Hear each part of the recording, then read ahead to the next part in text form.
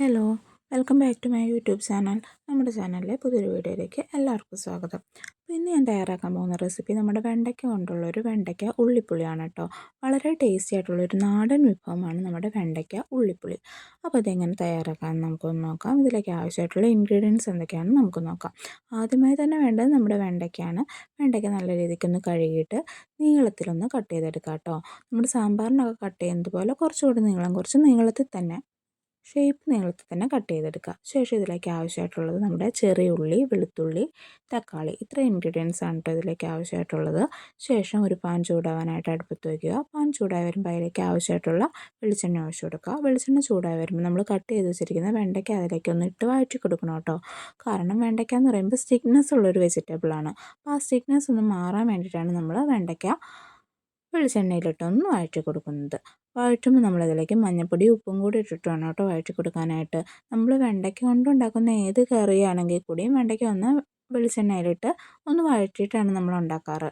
തോരനും മെഴുക്കുവരട്ടിയൊക്കെ ഓൾറെഡി നമ്മൾ വെളിച്ചെണ്ണയിലിട്ട് തന്നെയാണ് ഉണ്ടാക്കുന്നത്. നമ്മൾ കിച്ചടിയൊക്കെ ഉണ്ടാക്കുകയാണെങ്കിലും വെണ്ടയ്ക്ക ഒന്ന് എണ്ണയിലിട്ട് വഴറ്റിയതിന് ശേഷമാണ് നമ്മൾ ഉണ്ടാക്കുന്നത്. കാരണം ആ സ്റ്റിക്നെസ് ഉള്ളത് കൊണ്ട് അതിൻ്റെ ആ ഒരു പച്ച ചുവ മാറാൻ വേണ്ടിയിട്ടാണ് നമ്മൾ വെണ്ടയ്ക്ക ഒന്ന് വഴറ്റിയിട്ട് ഉണ്ടാക്കുന്നത്. അപ്പോൾ ഇത് നമ്മൾ മഞ്ഞൾപ്പൊടിയും ഉപ്പും ഇട്ട് കൊടുത്തു. അതിന് ശേഷമാണ് കേട്ടോ വഴറ്റുന്നത്. പിന്നെ നമ്മളിത് ഒരുപാടങ്ങ് ബ്രൗൺ കളറാവോ ക്രിസ്പി ആവുകയൊന്നും ചെയ്യേണ്ട. ജസ്റ്റ് ഒന്ന് വഴറ്റി നമ്മൾ എടുത്ത് മാറ്റി വയ്ക്കുക കേട്ടോ.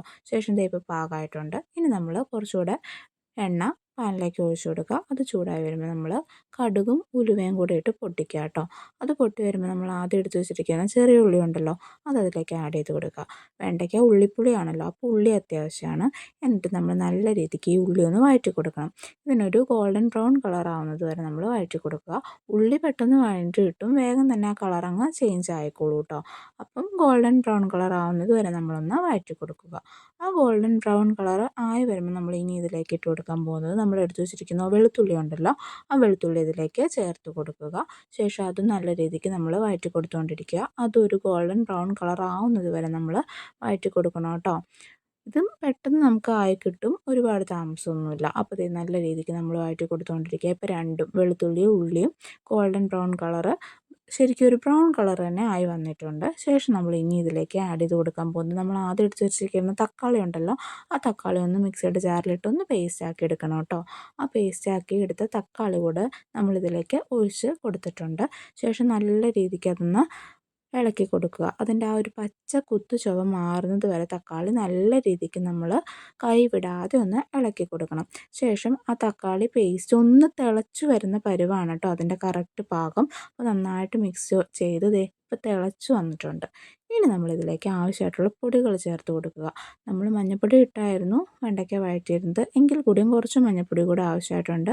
ആവശ്യത്തിന് മഞ്ഞൾപ്പൊടി ഇട്ട് കൊടുക്കുക, മുളക് പൊടി ഇട്ട് കൊടുക്കുക, മല്ലിപ്പൊടി ഇട്ട് കൊടുക്കുക, കുരുമുളക് പൊടി ഇട്ട് കൊടുക്കുക. ശേഷം കുറച്ച് ഗരം മസാലയുടെ പൊടി കൂടെ നമ്മൾ ചേർത്ത് കൊടുക്കണം കേട്ടോ. എന്നിട്ട് നല്ല രീതിക്ക് ഈ പൊടികളെല്ലാം ചേർത്ത് കൊടുത്തതിന് ശേഷം മിക്സ് ചെയ്ത് കൊടുക്കുക. നല്ല രീതിക്ക് മിക്സ് ചെയ്ത് കൊടുക്കണം. ആ പൊടികളുടെ എല്ലാം പച്ച ചുവ മാറുന്നത് വരെ നല്ല രീതിക്ക് നമ്മൾ ഇളക്കി കൊടുത്തുകൊണ്ടിരിക്കുക. കാരണം പല പല പൊടികളാണ്, അപ്പോൾ അതിൻ്റെ എല്ലാത്തിൻ്റെയും പച്ച ചുവയൊന്ന് മാറി വരണം. അപ്പോൾ കുറച്ച് നേരം തന്നെ നല്ല രീതിക്ക് നമ്മൾ ആ മിക്സ് പൊടികളുമായിട്ട് നല്ല രീതിക്ക് മിക്സ് ചെയ്ത് കൊടുക്കുക കേട്ടോ. ശേഷം നമ്മൾ ഇതിലേക്ക് ഒഴിച്ച് കൊടുക്കാൻ പോകുന്നത് പുളി വെള്ളമാണ് കേട്ടോ. നമ്മുടെ വാളൻ പുളി പിഴിഞ്ഞ വെള്ളമാണ് ഒഴിച്ച് കൊടുക്കുന്നത്. ശ്രദ്ധിക്കുക, നമ്മൾ തക്കാളി ആദ്യം ഇതിൽ ചേർത്തതായിരുന്നു, അപ്പോൾ അതിനാവശ്യത്തിന് ഒരു പുളി ഉണ്ടാവും. അപ്പോൾ അതിൻ്റെ പാകം നോക്കിയിട്ട് വേണം നമ്മൾ പുളി ചേർത്ത് കൊടുക്കാനായിട്ട് കേട്ടോ.